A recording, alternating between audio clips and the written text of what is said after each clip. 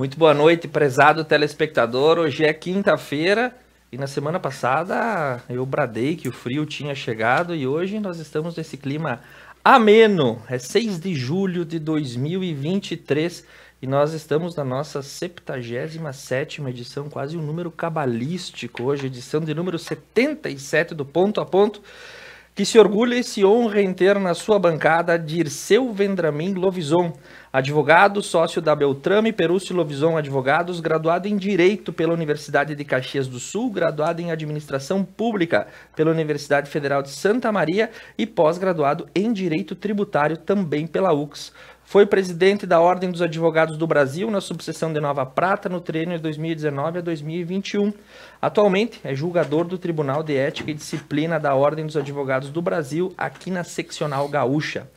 Guilherme Damian, advogado especialista em Direito Público e Direito Eleitoral, assessor jurídico do município de Vila Flores, e Ignácio José de Araújo Mafuz, engenheiro agrônomo formado pela Universidade Federal de Pelotas em 1975. Sejam muito bem-vindos e um caloroso boa noite para vocês. Boa noite. Boa noite.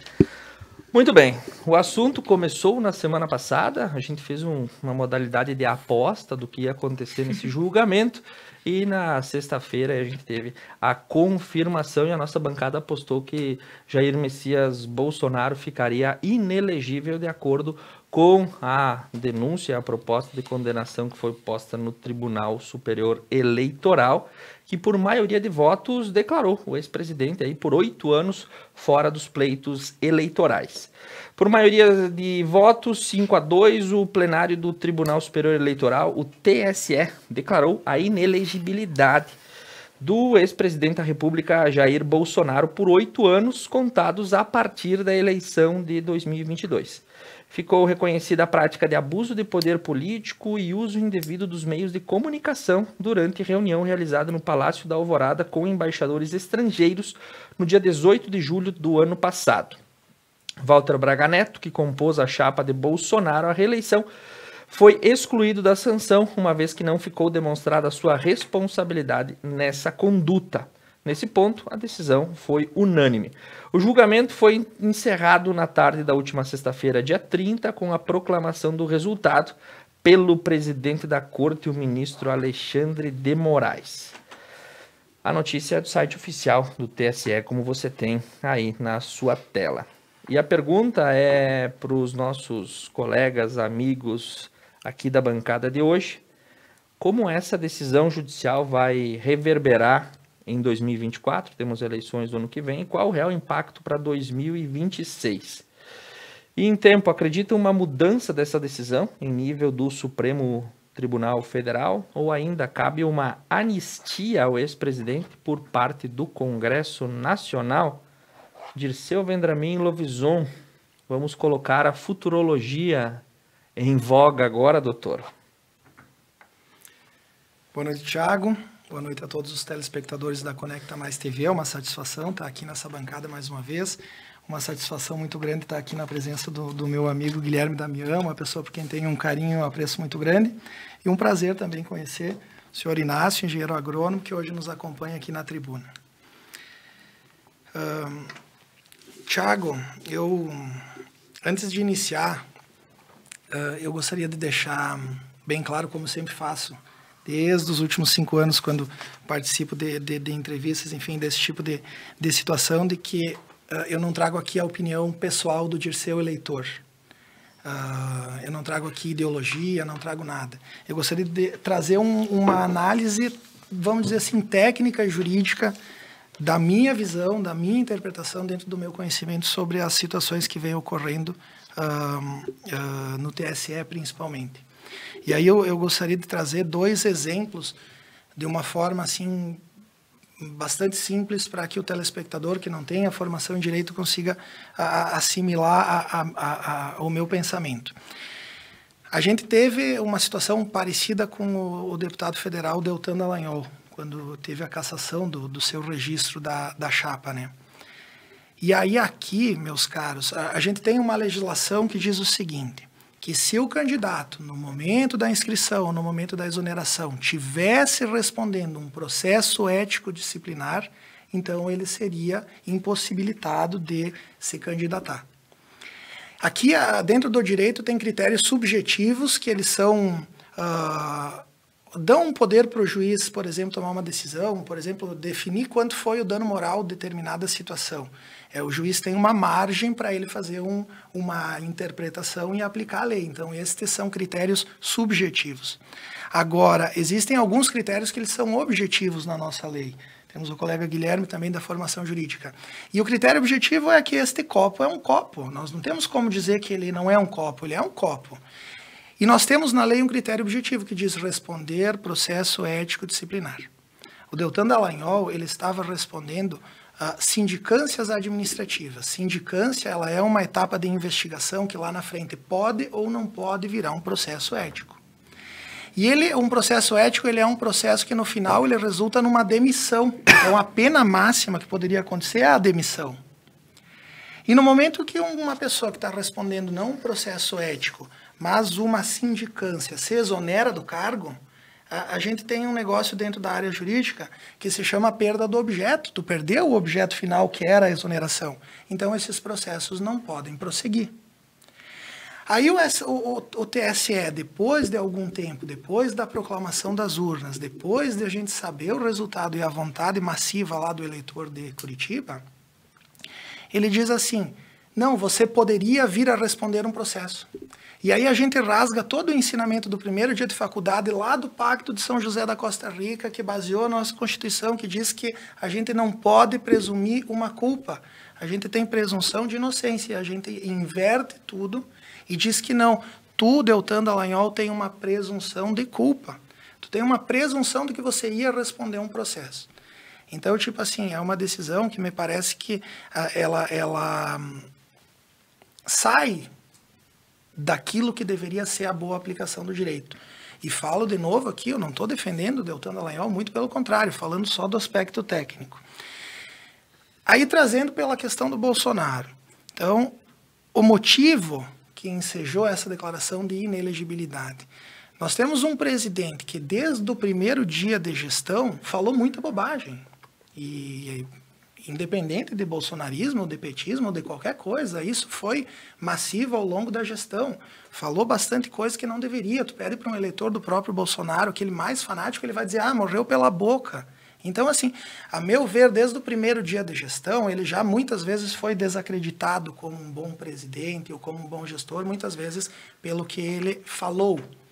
E aí a gente usar uma fala numa reunião fechada, a estrangeiros e embaixadores, enfim, e a partir disso a gente fazer uma extensão de que isso poderia ser um delito gravíssimo e aplicar daqui a pouco uma ineligibilidade, me parece que foi uma ampliação muito grande da lei, foi uma situação totalmente desarrazoada do que deveria ser. Não, a meu ver, não consigo visualizar elementos que pudessem justificar essa decisão.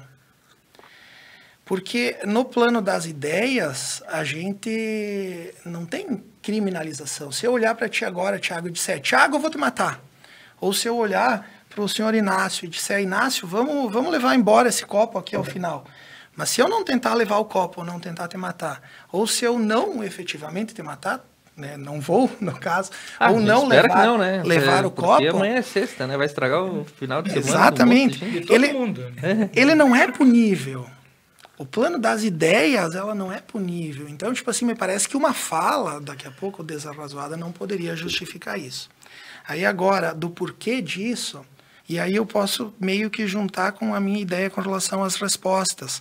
Acredito na mudança da decisão em nível de STF? Eu, particularmente, não acredito.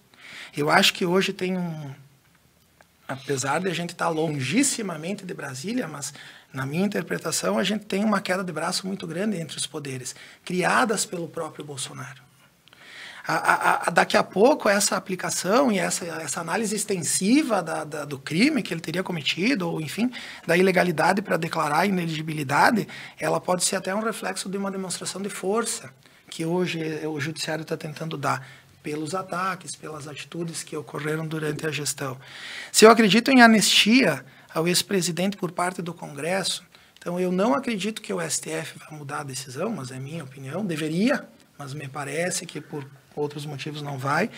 E se o STF mantiver, eu acredito que qualquer alteração da lei por parte do Congresso vai ser barrada e vai ser julgada inconstitucional pelo STF.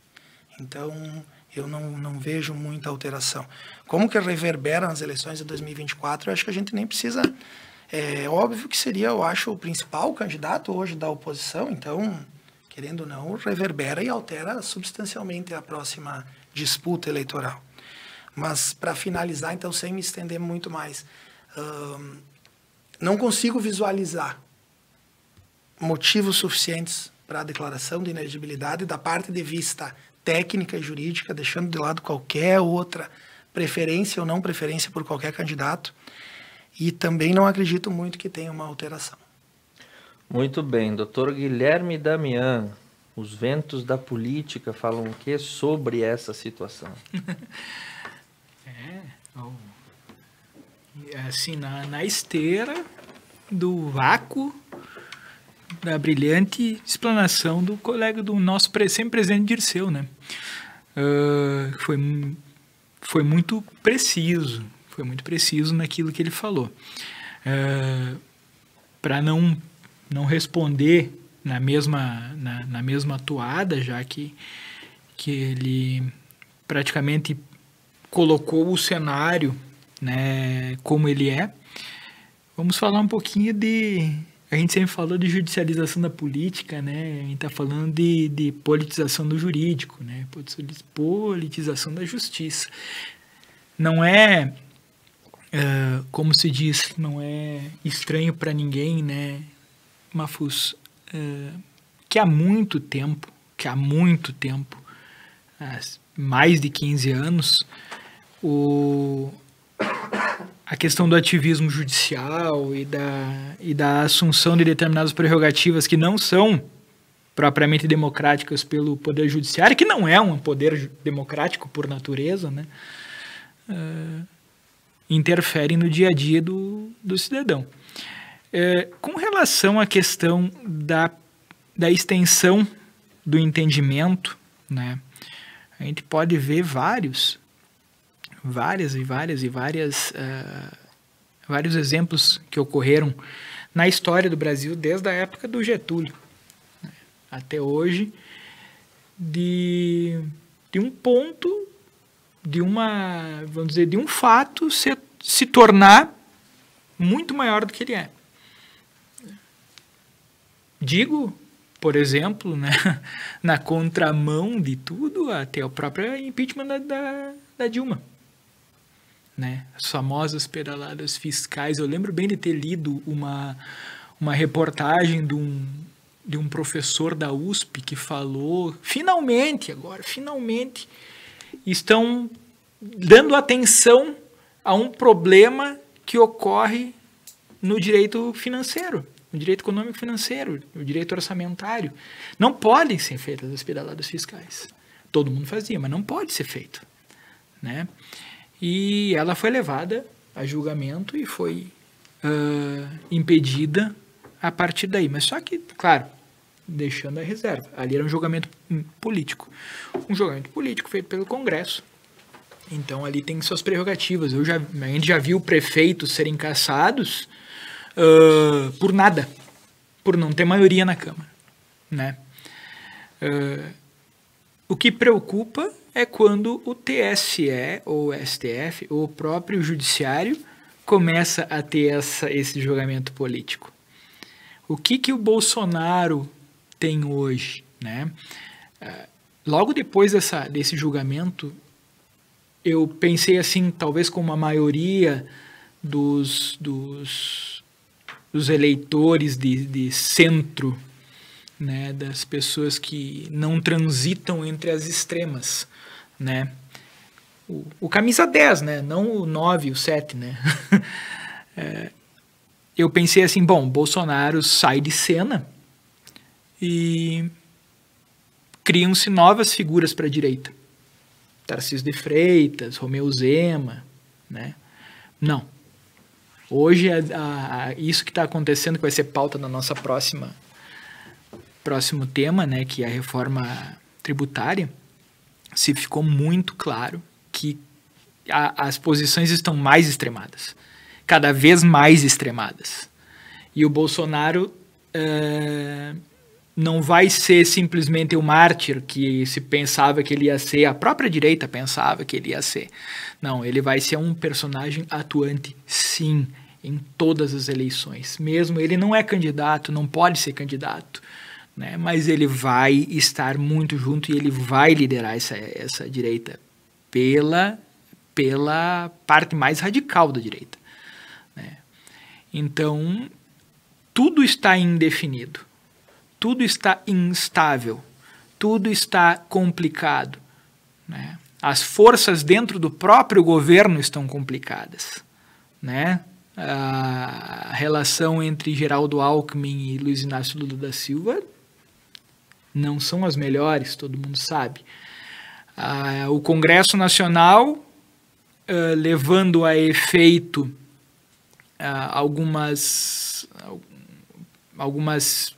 pautas que, de repente, há um tempo atrás eram fáceis de passar, hoje já não são mais tanto. Não existe mais o atropelo. E tudo isso culpa do nosso querido Lex Luthor do Judiciário, nosso amigo Alexandre de Moraes, que não é ele o culpado, né? Não é ele o culpado, o culpado já vinha de antes, porque desde do ministro Marco Aurélio, nós tínhamos bons julgadores e maus julgadores. Nós tínhamos o Sepúlveda Pertence, que era um bom julgador. Nós tínhamos falecido semana passada. Nós tínhamos o César Peluso, que era um péssimo julgador, né? Nós tínhamos Celso de Mello, que era um eminente julgador. Mas a partir do Marco Aurélio se colocou uma figura que chama atenção politicamente, que toma a atenção politicamente. Mas ele era sempre o senhor voto vencido, né? Aí depois começa, nos governos do PT... Marco Aurélio de Mello. Marco Aurélio Mello. Indicado por Fernando Collor de Mello, seu primo. Uhum. Só para gente lembrar desse trocadilho, né? Exatamente. Marco Aurélio. Marco Aurélio. E a partir do Marco Aurélio, que era o senhor voto vencido, que era quase uma figura... uma figura folclórica no STF, logo depois me vem gente da estirpe do Toffoli, do Lewandowski, e aí degringolou a coisa. Mesmo que tenham indicado o Joaquim Barbosa, que é um excelente jogador, Eros Grau também foi um ponto fora da curva dessa mediocridade do STF, né? Mas, e o que mataram lá, como é que é o nome? Teori Zavascki, né? Foram os três dos últimos 15 anos que eu acho que fizeram honra à toga, né? O resto é político. Contaminaram de política o jurídico e as decisões dele têm que se refletir para os nossos magistrados de primeiro grau. Salve-se quem puder. Dom Inácio Mafuz, saindo do jurídico e vindo para o cidadão, como é que enxerga essa inelegibilidade de Jair Messias Bolsonaro? Boa noite, Tiago, Dirceu, Guilherme, telespectadores da nossa Conecta. Sempre é bom e nos anima participarmos desses programas semanais aqui com vocês. É uma maneira até de expressar a opinião de um cidadão que vem lá da Várzea, lá da Costa Doce. Da Várzea não, de Tapes. Sim, não é Várzea. Tapes é o centro do mundo, não é? Também, mas é a Várzea. Aqui é a Serra, nós estamos na Serra. Mas dizem as constituições, não só a brasileira, mas quase todas elas, me corrijam os advogados, que uma república, vamos dizer, dividida em 3 poderes: executivo, legislativo, judiciário. Desses 3 poderes brasileiros, o mais nauseabundo, vamos usar um termo, vamos traduzir, o fedorento, é o judiciário. Tá? de há muito, me desculpem os advogados, os libertadores, a justiça brasileira, de há muito tempo, eu não acredito e não confio. Tá? Apesar de termos ainda bons juízes, excelentes advogados, como vocês três, enfim, mas a coisa degringolou de tal maneira, antes vocês se referiram à politização das cortes superiores. Quando eles trabalhavam, não digo no anonimato, mas com discrição, a coisa funcionava menos pior. Haviam as maracutaias, os rolos, enfim, mas a coisa não era divulgada. Hoje, de um tempo para cá, se tornou explícito o que era implícito. A coisa escancarou. Na minha opinião, essa corte, dita Suprema Corte, eu considero, já referi aqui no ponto a ponto diversas vezes, isso é o Supremo Sindicato do Crime. Aparelhada de tal maneira que ele não salva ninguém. Inclusive, agora, repercutiu na imprensa, acho uns 15, 20 dias atrás, que o PCC estava se aparelhando, preparando gente para assumirem lugares no judiciário. Não precisa, já está aparelhado. Eles não precisaram. Os últimos governos, os últimos 16 anos, fizeram isso. O PCC hoje, ele tem um departamento político que se chama PT. Então, a coisa degringolou. A Constituição brasileira, por esses nobres, probos, impolutos, sinistros ministros, ela foi rasgada e os caras estão usando como papel higiênico. Me desculpem a expressão. Tá, agora, voltando ao tema, a inexigibilidade do Bolsonaro. Era uma carreira corrida. Era o cavalo do comissário. Não precisava nem sair da caixa, já ganhou a carreira. Então o resultado era o esperado. Quem é que vai ser revertido isso aí por quem? Pelo STF? Não vai, já. O comissário tem o cavalo dele, já ganhou a carreira, vai ganhar de novo. Congresso Nacional. Triste e, infelizmente, o nosso Congresso é formado por uma maioria bem considerável de elementos venais. Quer dizer, uns eunucos morais. A prova é o que está acontecendo, que aconteceu hoje, ontem.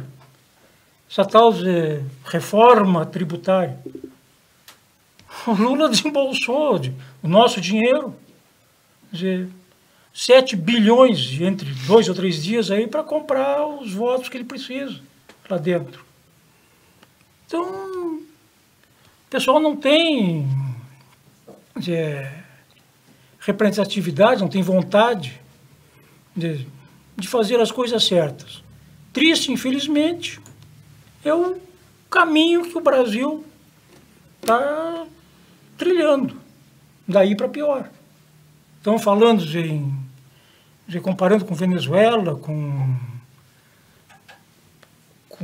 própria Nicarágua, enfim. Nesse caminho nós vamos ser uma Albânia de anteontem. Triste, infelizmente. É descrédito? É descrédito, sim. Não acreditar em quem? Em Deus. Só que ele está lá em cima. Só que tem um ditado lá atrás, não há mal que sempre dure. Mas já acaba, o inferno é mais adiante. E como não há bem que nunca termine, mas o céu é mais acima. Então nós estamos numa ratoeira. Eu gosto de uma distinção que eu tenho adotado de forma axiológica, essa palavra bonita. Quando a gente olha para as decisões dos tribunais superiores, sim, politizados, com titulares nomeados por políticos, que depois vão julgar políticos, eu gosto de fazer uma distinção entre o poder judiciário, como aquele poder judiciário que atende o cidadão nas suas necessidades, nas nossas pequenas e esforçadas comarcas que nós temos no interior, com todas as dificuldades que elas têm. Quem trabalha com isso no dia a dia sabe. Eu me lembro muito bem desde a época que fui estagiário na Vara da Fazenda Pública, em Porto Alegre, na 5ª Vara da Fazenda Pública, e aquilo era tomado por processos físicos, os corredores eram largos assim, tu se sentia numa olaria de processos e processos, e as demandas acontecendo porque o Estado brasileiro é deficitário na prestação de serviço e o cidadão precisa acionar os meios jurídicos, muitas vezes para conseguir um remédio, muitas vezes para afrouxar uma prisão que seja que é ilegal, muitas vezes para alcançar uma necessidade de uma internação, enfim, as mais diversas tutelas de urgência que a gente bem sabe que são necessárias. Eu gosto de fazer essa distinção entre este poder judiciário, que atende o cidadão da terra aqui, que está no patamar dos homens normais, dos mortais, dos contribuintes, e a distinção do que são os tribunais superiores. Essas entidades que se criaram e que hoje se autorregulam e que ditam o rumo da democracia brasileira. E eu olho esse fenômeno passando, claro, tivemos o impeachment da Dilma, mas também em 2018 eu tive Luiz Inácio Lula da Silva retirado do páreo ainda no TRF-4, e aí ele não concorreu naquela eleição onde Jair Bolsonaro ganhou. E aí quando Jair Bolsonaro assume, sim, fala talvez mais do que devia, causa um choque entre os poderes que talvez politicamente poderia ser evitado, e talvez nós não estivéssemos discutindo isso aqui hoje. Daí agora ele também Mas, Thiago, tem uma... sansaroneado da corrida eleitoral. Tem uma situação bem específica com relação a tudo isso que tu está falando, sabe? Que é a questão que tu me falasse, que é perfeito, entende? Os ministros dos tribunais superiores nomeados por políticos, tá? Muitas vezes tu conversa com o cidadão comum e o cidadão, mas esse é o problema, tá? Aí vamos pegar um exemplo muito, muito tranquilo. Vamos pegar Toffoli e Lewandowski. O Toffoli, o que o Toffoli era? O Toffoli não era nada, advogado do PT. Sim. Tá? E o Lewandowski também, né? Das hostes do PT. Enquanto eles entraram lá, e o que se esperava? Todo mundo, vai defender o PT, vai fazer isso. Cara, eles legitimaram muitas decisões que foram plenamente desfavoráveis e muitas vezes ilegais contra o PT para validar a Lava Jato, tá? E daí o que acontece? Tu mesmo falaste, retiraram Luiz Inácio da Silva da corrida eleitoral com uma nulidade que existia desde sempre, para que o PT se extinguisse a partir de 2018. Só que o povo não quis botar o ungido do rei. E o povo botou o Jair Bolsonaro. Porque o ungido do rei era Geraldo Alckmin. Fernando Haddad? Não. Geraldo Alckmin. O cara era o Geraldo Alckmin. E quem ganhou, quem atropelou, quem saiu do nada para ser presidente da República foi o Jair Bolsonaro. Deu errado pro sistema. Deu errado pro sistema. É isso que me chama a atenção. Deu errado pro sistema. Daí o que eles fazem? Chamam o Gilmar. É que nem nós aqui em Nova Prata, a gente chama o Gilmar também, né? Chama o Gilmar. Um abraço pro Gilmar. Um abraço pro Gilmar Lovison também. Ó, te lembra aquela nulidade lá que o Zamin, desde o primeiro dia, tá pedindo? Cara, é só reconhecer essa nulidade que a gente bota o Lula no páreo, porque o Lula é o único cara que pode tirar o Bolsonaro. Tá? Sim, porque agora... Não vou adentrar na questão das urnas, não vou adentrar, tá? Vou adentrar no sistema. Febraban, Fiesp, Rede Globo, tal, quem manda, né? Tá, tira nós tiramos o Lula, nós tiramos o PT. Beleza, vamos botar o nosso? Não deu para colocar o nosso. Nosso é ruim, o nosso cara é ruim de voto. O Alckmin é ruim de voto, entende? Teve candidatos aqui também, o Alckmin é ruim de voto. Aí entra o Bolsonaro, Bolsonaro não. Vamos tirar o Bolsonaro. Quem pode tirar o Bolsonaro? O Lula. Pronto, é assim. E esse pessoal se presta independentemente da bandeira ideológica que o indicou. Portanto, não é o problema não é o político que o coloca lá. O problema é a água que eles tomam depois que eles entram e sentam no STF, que não é essa água maravilhosa aqui da Conecta. Está servida pela Tiago, se permite. Por favor. Só não digo complementar, mas um comentário. Em primeiro lugar, o sistema. Claro que isso aí é escancarado. Há muito tempo, desde o Sarney para cá, a coisa escancarou. É o sistema que nos governava, que nos governa. Alckmin, Lula, Fernando Henrique, desculpa, sou politicamente incorreto, são bosta do mesmo monte. Um é cria do outro. Quem aparelhou, abriu a estrada para o PT assumir em 2000, foi PSDB. Eu trabalhava num órgão federal, o aparelhamento foi ali, Fernando Henrique, principalmente no segundo mandato. Então não tem diferença. Contrariou o sistema, contrariou.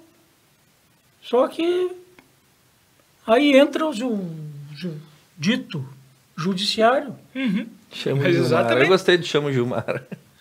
Então chama o Fachin e resolve o problema. Mas o Fachin não tem. Sim, mas foi o cara que deu. Mas quem mandou o Fachin? Sim, mas quem mandou. Sabe quem mandou o Fachin? Enfim, essa situação e a distinção que eu queria colocar, é isso também para quem nos assiste e para a população que acompanha, é que nós temos sim um poder judiciário que nos atende, que nos presta a prestação jurisdicional conforme ele dá, e nós temos os tribunais superiores, que são esses que alteram a rota do sistema democrático brasileiro.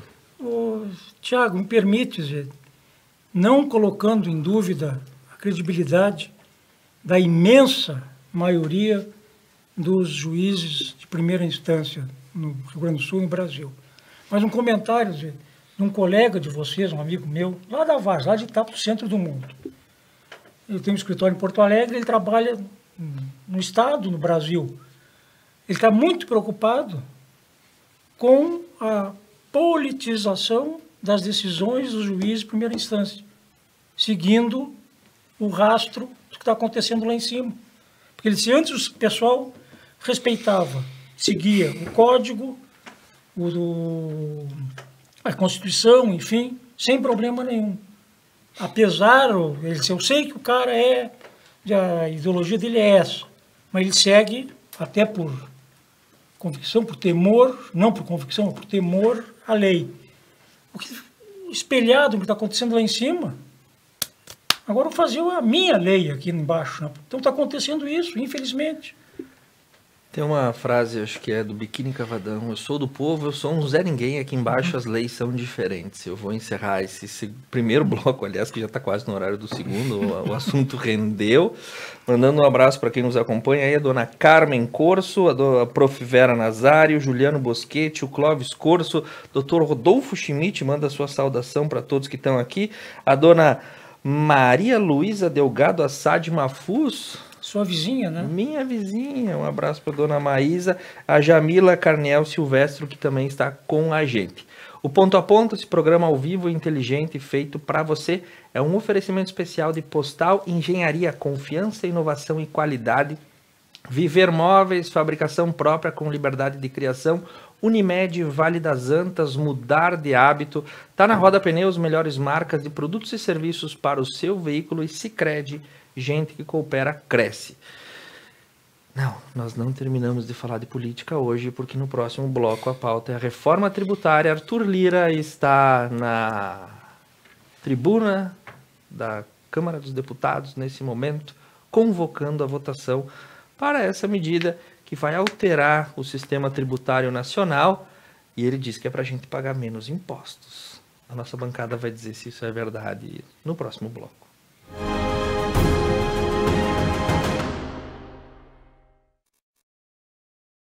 Secretaria da Cultura do Estado do Rio Grande do Sul apresenta Rock Grande do Sul, 2ª edição. Sábado, 8 de julho, às 21 horas, no Estúdio Delta, Banda Feeling. A transmissão ao vivo pela Conecta Mais TV. Local, Pavilhão da Delta Sonorizações. Realização, JS Iluminação.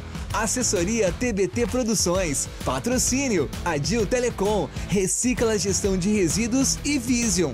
Financiamento, Procultura, Secretaria da Cultura, Governo do Estado do Rio Grande do Sul. Novas façanhas na cultura.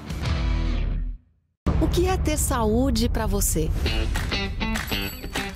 Ter energia para aproveitar a vida do seu jeito? Se equilibrando entre alguns imprevistos e grandes alegrias? A gente acredita que essa seja uma boa receita. Afinal, manter a felicidade é um hábito saudável. E sobre cuidar de saúde, a gente entende. Somos a Unimed. Postal Engenharia. Confiança, inovação e qualidade.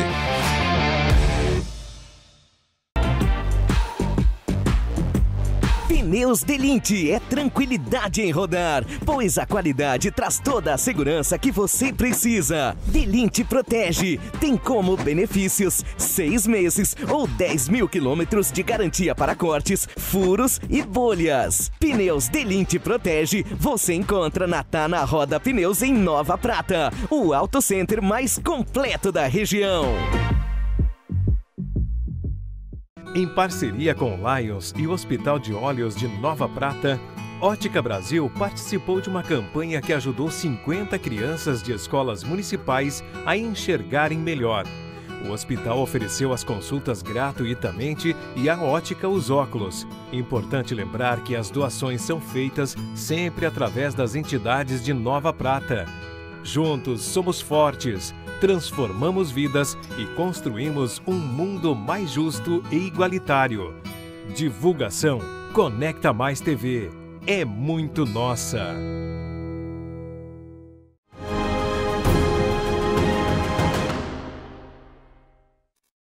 Mas nos petiscos não acredito. Muito bem, retornamos para o nosso segundo bloco do programa. E agora o assunto segue. Cadê minha esquerda aqui? Daqui a pouco ele já chega aí. A gente vai trocar a câmera para o Dr. Dirceu tomar posse aí na bancada. Afinal, o intervalo é curtinho, mas pode passar aqui na frente da câmera mesmo, a gente faz informalmente. Seja bem-vindo de volta. Nesse momento, na nossa produção aqui, Jefferson Frois, ligado com o que acontece no Twitter, traz a informação em primeira mão que pela primeira vez em 2 anos o deputado Arthur Lira deixou a mesa diretora da Câmara, e se dirigiu ao plenário da Casa. E no discurso foi mais ou menos assim, abre aspas, a pressa, o dito assodamento e a necessidade de votarmos a reforma tributária não é nossa. A urgência de votar a reforma tributária é do Brasil, é dos brasileiros que precisam de mais empregos, de mais renda e de menos impostos, fecha aspas. Então parece que vão correr carreira no Congresso, como disse Inácio Mafuz, e a votação da reforma tributária irá começar. Na opinião da bancada, o que você acha da votação desse projeto? E esse assunto passará na pauta do Congresso amanhã e na próxima semana? Lembrando que a reforma tributária é discutida desde antes da pandemia. Lá em 2020 já se falava sobre isso. Dr. Guilherme Damian, descasca esse abacaxi para nós. O que sai disso? E de fato, o cidadão brasileiro vai pagar menos impostos? Capaz! Bem capaz! Ai, tá louco! Ai, seria tão bom, né? Não. A reforma tributária, eu acabei dando uma lida nela esses últimos tempos e para entender um pouco, porque na época que eu estava trabalhando com política lá, já se falava, né? Quer dizer, se falava desde a época do meu pai, eu acho, A reforma tributária ela vem há muitos anos, mas já se falava de algumas situações, por exemplo, o IVA, né, esse imposto sobre valor agregado, que está, a princípio, contemplado nessa reforma. 3 situações que a gente tem que pontuar sobre reforma tributária. Né? Primeiro, de qualquer maneira, mesmo as forças que são contra a reforma, tá? Elas não negam que essa proposta simplifica o sistema tributário e simplifica de uma maneira considerável ao acabar com um grande gargalo que é o ICMS, né? E seus diferenciais, os DIFAL, né? da vida. Então, ele reduz significativamente a complexidade da aplicação da lei tributária. Né?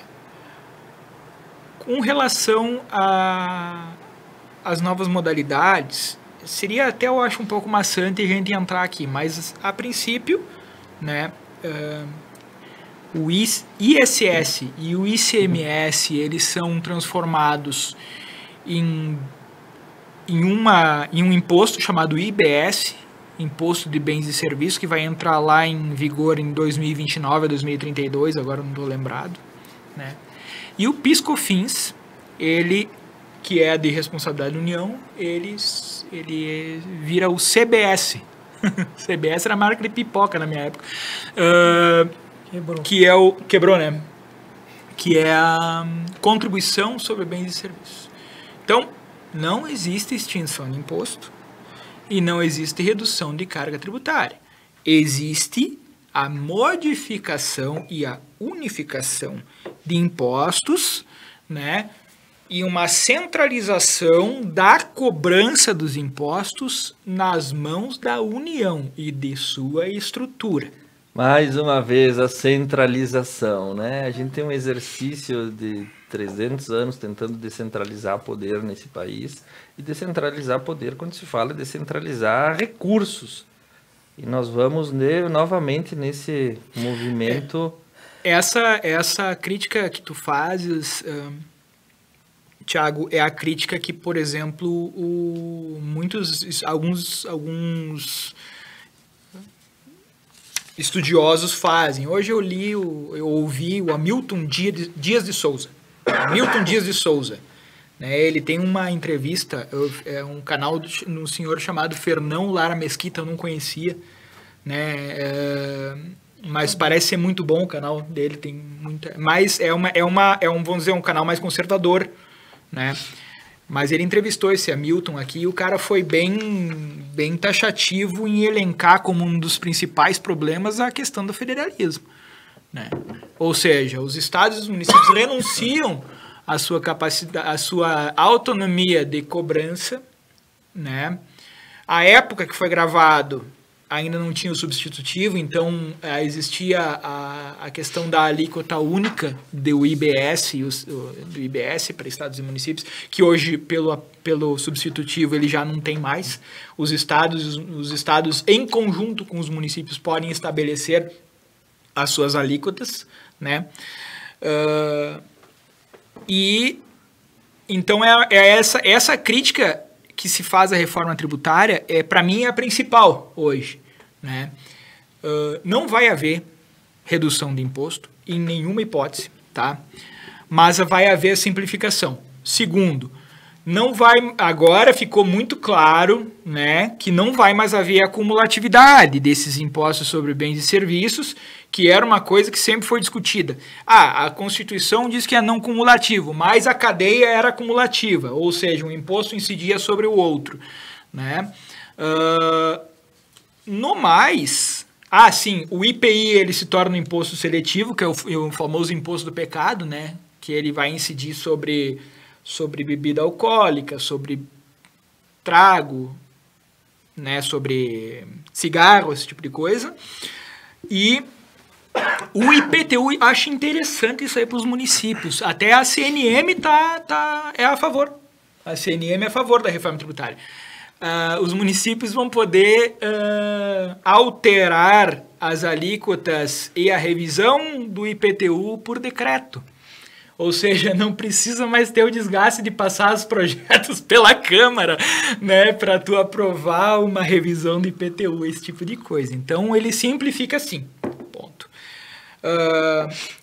O governador Tarcísio de Freitas frustrou a extrema-direita ontem, né, ao dizer que concordava com 95% da reforma tributária. Com todo respeito a todo mundo, eu concordo com ele. Não é ruim a reforma tributária, né? A OAB hoje se posicionou contra, mas daí o nosso representante da OAB aqui ele vai se posicionar e vai nos explicar melhor, porque eu não sei como vai ser feita essa aplicação, tá? Mas qual é que são os 5% que ele apresenta de divergência, o Tarcísio? A paridade do Conselho Federativo, né? Porque o Conselho Federativo ele vai ser um órgão criado para regular o IBS, né? Vão participar os representantes de estados e municípios, né? É um senadão, né? Tipo assim. Ele vai ser um CARF operacional. Em vez de só julgar, ele vai ser um CARF operacional, né? Ele botou aqui, o conselho será formado de representantes de estados e regiões, mas ainda não foi definido como será a paridade. Ou seja, como será o peso da votação de cada representante. E aí vem as nossas situações muito nossas aqui do Sul e Sudeste. Governadores do Sul e Sudeste que representam 7 estados, temem que os estados do Norte e Nordeste, com 16 estados, tenham mais poder de decisão. Toda a vida. Perfeito. Né? A questão da transição das regras, né? E a questão do desenvolvimento regional. Vai ser criado um fundo que é vinculado, né, especialmente para viabilizar a questão do CBS, que o CBS... Pois não? Câmara aprova em primeiro turno a reforma tributária por 382 votos a... Vamos lá, CNN. 200 e pouco. Câmara dos Deputados aprova o texto base da reforma tributária em primeiro turno. Agora acabou de sair. Olha só o nosso programa, como ele é 513, né? Contemporâneo aqui. A orientação das bancadas. Cadê? Damião, segue aí no teu raciocínio. 513 mesmo sendo 82, tu que é bom de cálculo. 513 mesmo 182. Menos 382. 382. Cadê? Dá 140 votos. É isso. Então o PL rachou também. 161 votos, se for 352, Thiago. 382, né? Aqui tô vendo a formação das bancadas, né? Uhum. PL não apoiou, o PT sim, a União Brasil sim, o PP sim, o PSD apoiou, o MDB apoiou a reforma, os republicanos. Quem que não apoiou aqui, meu Deus? Sim, todo mundo sim. Patriota se absteve, Avante se absteve, Oposição não, governo sim, minoria não, enfim, todo mundo disse que sim, menos o PL. Aí a gente vai aqui para a questão do por que ser contra a reforma tributária. Perfeito? Noves fora a informação que o Dirceu vai trazer com muito mais propriedade que eu aqui, porque eu não conheço a nota técnica da UAB, tá? Tirando esses pontos que que aquele treinador falou, que é a questão do pacto federativo e a questão da paridade do conselho do IBS, o resto é meramente ideológico. A nota que o Bolsonaro colocou ontem, né, que na realidade nem foi ele que escreveu, foi o Weingartner, não é reforma tributária. Lula se reúne com o Foro de São Paulo, criado em 1990 por Fidel Castro. Lula Farc diz ter orgulho de ser comunista, que a Venezuela impera a democracia, é amigo de Ortega, que prende padres e expulsa freiras. Seu partido faz ferrenha oposição a nós por 4 anos e comemorou minha inegibilidade. Só por isso, caso fosse deputado, votaria ao longo de todo o meu mandato contra tudo que viesse do PT. Esse partido não se preocupa com o povo e com a família, não respeita a propriedade privada, defende bandidos, desarma o cidadão de bem, apenas deseja o poder absoluto a qualquer preço. Não podemos apoiá-los em nada, nos roubar a liberdade e nos escravizar a sua meta. Do exposto, todos aqueles que se elegeram com nossas bandeiras Deus, Pátria, Família e Liberdade, peço que votem contra a PEC da reforma tributária. Muito nobre a intenção do ex-presidente Jair Bolsonaro em se posicionar contra, mas pelo argumento errado. Diga o porquê. Por causa do Ortega, o Ortega não está votando. Tá? Também sou contra o Foro de São Paulo, também sou contra o Ortega, mas, né? E por último, para tu ver como o nosso Congresso é lacaio, e aí, Mafuso, eu nem vou falar dos 7 bilhões, que eu acho que daí tu pode falar na tua fala depois, entende? Quando foi protocolado a PEC 45, a PEC 45 teve até hoje 219 emendas, tá? Olha as emendas. Sérgio Souza, do MDB do Paraná, possibilita ao notário registrador optar pelo Simples. Celso Sabino confere às administrações tributárias isenta autonomia orçamentária e com a obrigatoriedade de edição de lei orgânica que estabeleça direitos, deveres e prerrogativas da carreira de auditor fiscal tributário, ou seja, auditor fiscal tributário como carreira de Estado. Silas Câmara veda a instituição de quaisquer tributos sobre igrejas.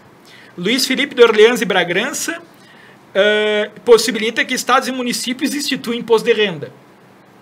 Wilson Santiago cria a Zona Franca do Semiárido Nordestino. Subtenente Gonzaga, do PDT de Minas, estabelece imunidade de impostos para integrantes de segurança pública. Marcelo Freixo prevê incidência de impostos seletivos para estimular comportamento inclusivo étnico, racial e de gênero.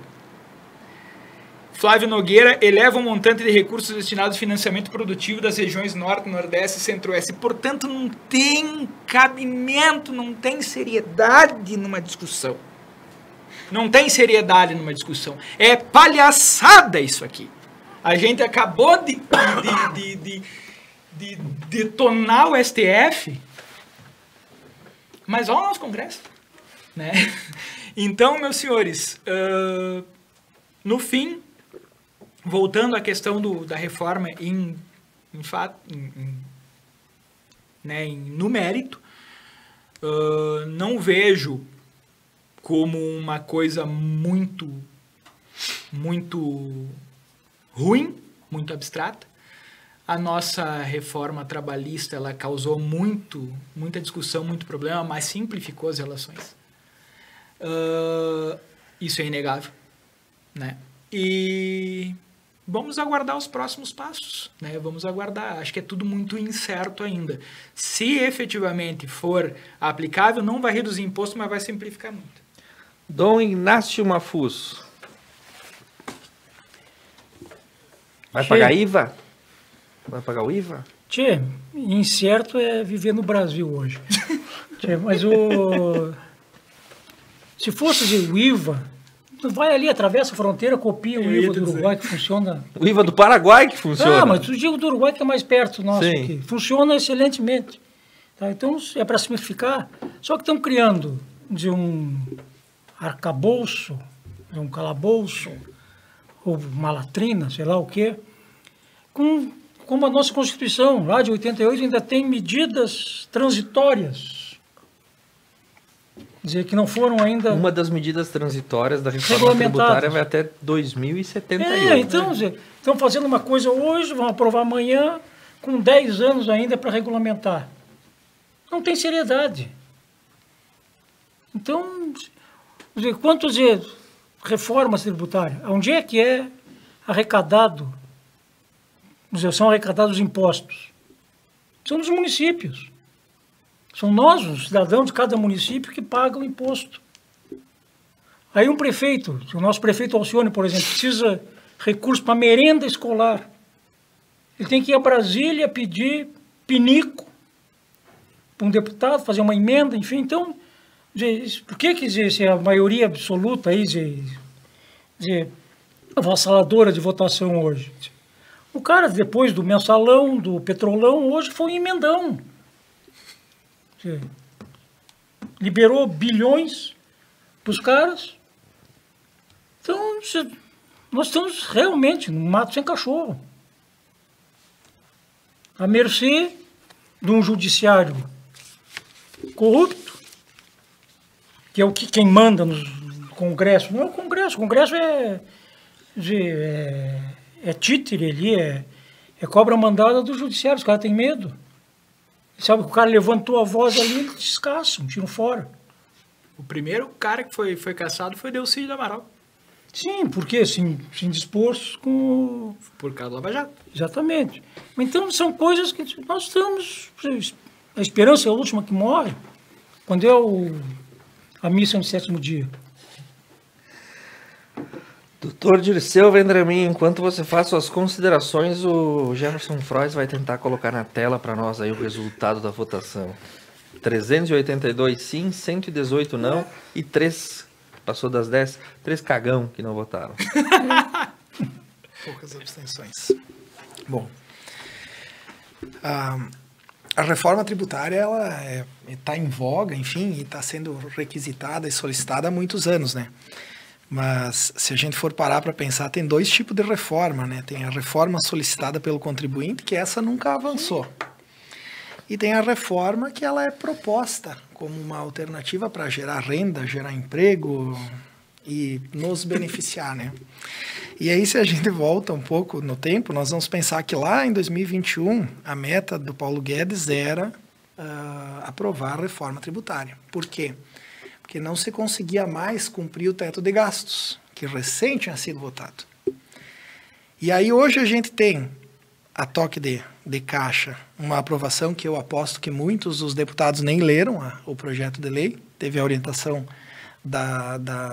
do diretório do partido, enfim, do líder, das bancadas, né? E simplesmente aprovar, porque hoje nós temos um teto de gastos que não vai ser conseguido cumprir, nós temos um rombo de precatórios que esse ano, trabalho com Previdência há 18 anos, nós vimos os nossos clientes receber em torno de uns 40% dos que tinham que receber no orçamento 2023, 60% foi jogado para o ano que vem, e nós temos todo o orçamento do ano que vem. Se a gente fizer um cálculo simples, pagaram 40, e aí nós temos mais 60 para pagar, vai conseguir pagar mais 40 o ano que vem. E aí já vamos virar uma bola de neve. Daqui a alguns anos nós estamos no estado do Rio Grande do Sul com relação aos precatórios. Então fica bastante óbvio que o único intuito, e isso já foi comentado com maestria pelos colegas, é aumentar a arrecadação. E se a gente aumentar a arrecadação, vai sobrar para quem? Vai sobrar para nós. Não interessa se o nome é bonito ou se o nome é feio, né? Interessa que no final das contas a gente vai estar pagando o pato. Eu, com relação à reforma, assim, a única coisa que me espanta bastante é com relação à distribuição dos lucros das empresas. Mas aqui eu faço uma ressalva, que é essa situação que a OAB hoje, e eu até me surpreendi, me parece um pouco negativamente com relação ao silêncio ou à falta de atuação da OAB Federal, fazendo com que o nosso presidente Leonardo Lamac, aqui do Rio Grande do Sul, tivesse que se deslocar para Brasília e levantar essa bandeira, não só em nome do Rio Grande do Sul, mas de todo o país. Então, nós temos a situação dos profissionais liberais, e aqui não é nem só defender o meu interesse também, eu tenho interesse nisso, mas todos os profissionais liberais. E foi a única entidade de classe que se posicionou. Exatamente. O presidente Leonardo Lamac hoje representa o Fórum dos Conselhos Profissionais do Rio Grande do Sul, então ele é presidente de todos os profissionais liberais. Mas diferente, o meu escritório de advocacia hoje, juridicamente constituído como pessoa jurídica, assim como uma sociedade de médicos, de advogados ou de engenheiro, a renda que vem é do meu trabalho, é do nosso trabalho. É diferente de uma empresa que está constituída, por exemplo, em cima de um serviço ou de uma venda de serviços ou alguma coisa assim. E aí nós criamos recentemente, isso não fazem 10 anos, o Simples Nacional para essas profissões, com uma alíquota diferenciada e tentando dar um fôlego para esse resultado do trabalho. E aí nós temos hoje os profissionais tributando em torno de 15%, para depois, quando for distribuir o lucro, tributar mais 15%. E, dependendo do valor, se passar de R$20 mil, com uma alíquota acrescida de mais 5%. Então, se a gente for levar ao pé e ao cabo, dentro dessa situação, a alíquota final vai ficar maior do que simplesmente não ter a empresa. Porque ela vai ultrapassar os 27,5%, que é a alíquota máxima da renda na pessoa física. E aí causa um efeito cascata, porque é um convite para tu se manter na informalidade. Por que eu vou ter um custo com um contador alto? Por que eu vou pagar uma série de alvarás e taxas de fiscalização e vistoria e manter uma contabilidade adequada e uma prestação séria, se eu simplesmente vou estar, além de tudo, só me onerando ainda mais? E esse eu falo com conhecimento porque, como nos afeta diretamente, a gente estava acompanhando.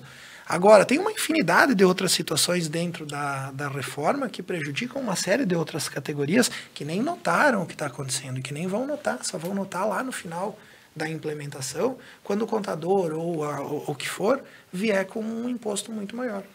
Então, assim, é chover no molhado, é falar no senso comum. Mas, infelizmente, independente da simplificação ou não, vai aumentar bastante a nossa carga tributária. A gente tem um rombo muito grande de políticas públicas aumentadas pelo Bolsonaro ao longo da gestão. A gente tem um rombo muito grande de valores que nós tivemos que repassar para os próprios governos estaduais a nível da União em relação à isenção dos tributos do combustível.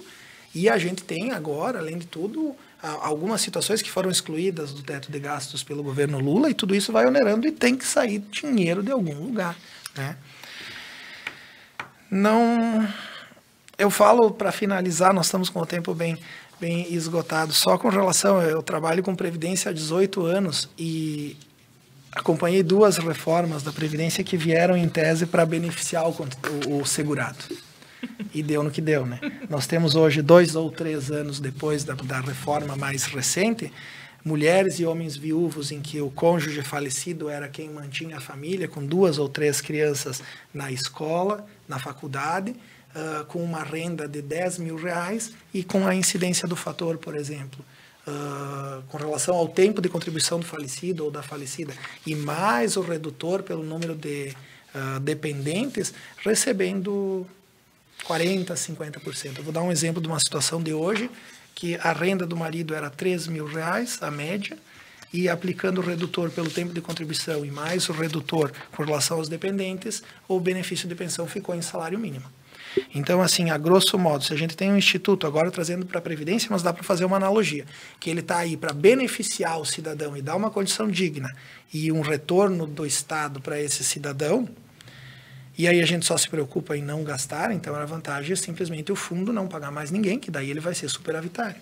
Então, basicamente assim, eu acho que eu fugi um pouco do tema, mas a situação que eu queria dizer é o seguinte, reforma eu nunca vi nenhuma para vir para beneficiar ou ajudar a gente. Tiago, só para encerrar a pauta política, eu vou fazer uma perguntinha mini saia. Curtinha, justa e provocante. Não para nós aqui, para os telespectadores. O Lula é um estadista ou um escroque? Perguntinha mini saia. Depois da tosa de porco eu vou ter que gravar essa também, aprendendo com o Inácio Mafuz. Para a gente encerrar, já que o assunto está na política e nós já nos adentramos muito na hora para encerrar, o Jefferson Frois vai colocar na tela a bancada gaúcha, para a gente saber como os deputados aqui do Rio Grande do Sul votaram, os deputados federais. Quem então se tá absteve? aí, tá pequenininho, né? Tá na tela. Quem se absteve? A Fernanda Melchior. Daiana dos Santos se absteve, Franciane Bayer, do Republicanos, e Reginete Bispo, do PT, se abstiveram.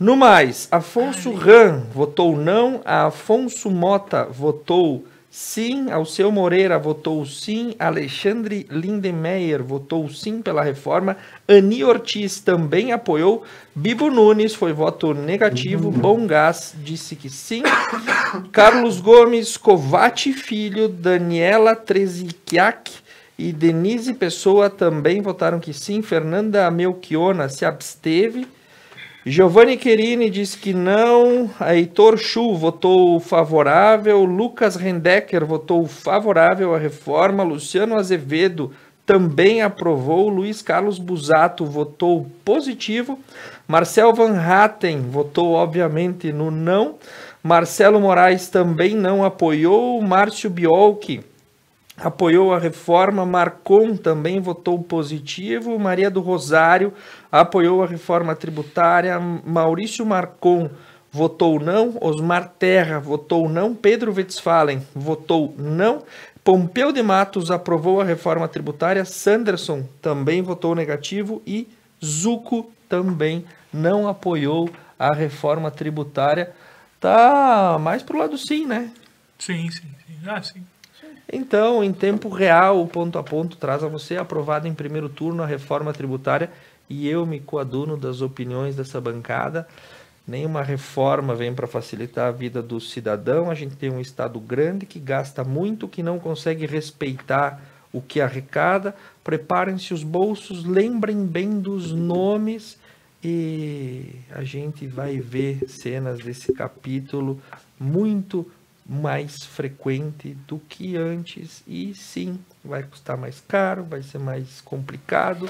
O tributarismo no Brasil nunca foi algo ameno, e o Estado não vai diminuir a quantia que arrecada para facilitar a vida de ninguém. Por isso, apertem os cintos e lá vamos nós. O brasileiro não tem um dia de paz.